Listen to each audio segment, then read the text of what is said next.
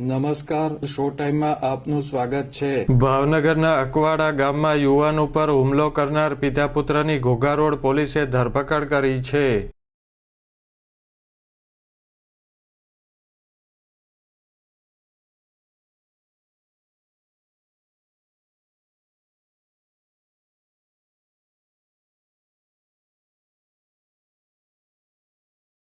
અકવાડા ગામમાં રહેતા રમેશભાઈ રાઘવભાઈ બારૈયાએ 20 દિવસ પહેલા પોથીયાત્રામાં ચડાવો કર્યો હતો।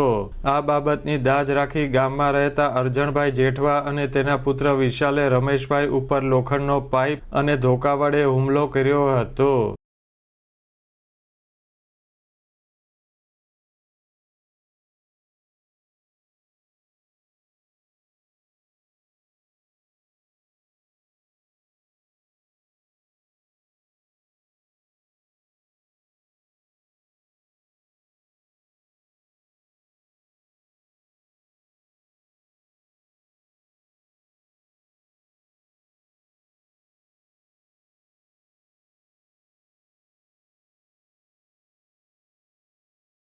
આ બનાવ અંગે ઘોઘા રોડ પોલીસે ગુનો નોંધી હુમલો કરનાર આરોપીની ધરપકડ કરી છે।